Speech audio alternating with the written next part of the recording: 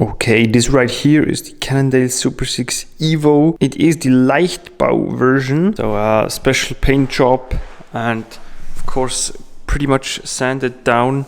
So this paint job will be of minimum weight, of course. It still looks pretty cool. It has this like brushed silver font right here. And Cannondale, of course, also they switched up, or they renewed their logo, their font, which looks a bit retro, pretty much a normal bold font right here. But I think it's pretty cool. It's a size 51, spec'd out with the latest Ultegra Di2, so 12 speed. We have pretty much normal setup, compact crank, and 11:34 in the rear, so 1:1 ratio, great for climbing, of course. This particular bike right here has the Bora Ultra WTO 45s on. Of course, it doesn't come with those wheels stock. This is just a customer that had this pair of wheels and mounted it on this bike, which makes sense because they're really a great set of wheels. Pretty expensive, of course, but they roll ultra fast. They accelerate really fast, which is really cool. This of course is the previous generation Supersix EVO. You will be familiar with the latest version that has much more arrow shaped tubes, and of course has the Lab 71 version, which is like their ultra high-end version. Also the seat post, gone are the days with 25.4 seat posts from Cannondale. They have now a D-shaped seat post with this little, almost like a cutout here in the rear, which should enhance the comfort. Then let's go to the cockpit, because that is pretty interesting. Isn't simple at all. We have hidden cable routing, of course, which makes, of course, a clean look. You see the cable just coming out down there. This is the brake hose, because of course Ultegra isn't wired anymore. It is wireless from the STIs down to the rear Di2 package, of course. This cockpit is called the Knot, at least it's written here. Then we have this alloy top and the carbon bar, and then the plastic covers underneath, which is the same principle that a lot of manufacturers use, which can make a pretty clean look. However, I'm not sure if I personally really like the solution that Cannondale went for. You see also here, you see the cables just in here, which is of course not that bad. Once you straighten it out again, it is covered, fully covered. But what's a thing that is really impairing possibilities of the bike is that it has pretty much a full stop right here. So this is all the way that it will go, and then the other side, of course.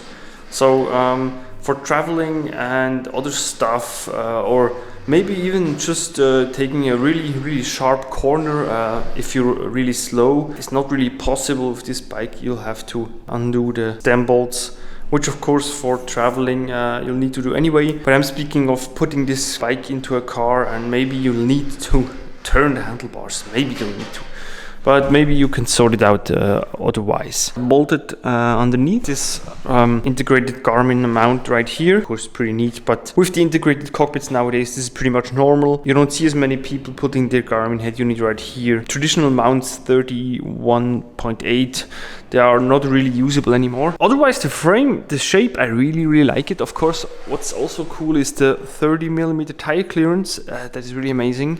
So you can take light gravel roads without any worries, I believe. Let's go to the bottom bracket. We have right here, we have a rotor bottom bracket. This is a PF30A, Cannondale's specific bottom bracket standard, if I'm not mistaken. The BB30A and the PF30A, which stands for press fit, of course. With this frame, they haven't gone the threaded way. I'm not sure, however, what the latest version uses. Let me know in the comment section. That would be cool. We have dropped seat stays like almost every road bike nowadays. What's interesting is that Cannondale never really had dropped seat stays until this model right here. So they have a radical, drastic redesign of their Supersix, because you remember the Supersix was this lightweight, this super lightweight even frame, which had really traditional shapes, with a top tube that was pretty much horizontal, because now we have like a light sloping, so the straight top tube, the iconic straight top tube, is gone as well. Then we have pretty much the other standards, road disc, flat mount, brake calipers of course, and the through axles as we know them. Here you use a 6mm hex, as well as in the front of course, because it wouldn't make really sense if you don't have same tools. What we don't have on this particular bike is the direct mount derailleur hanger, which is always pretty nice and a neat feature, I believe, because it just removes one piece, one further piece, and is well, as the name says, directly mounted, so shifting should be like a few percentages increased. You see the adapter right here. We have a 160 rotor in the rear as well as in the front. Whether the braking is better that way, I'm not sure. I haven't tested the bike, but the owner of the bike can say with confidence that braking feels extremely solid. He never had such a solid brake feeling in the descent, and he's a really good descender, you have to notice. You see this little cap right here? This is potentially for a Di2 port or EPS port, which of course you don't need with the latest Ultegra,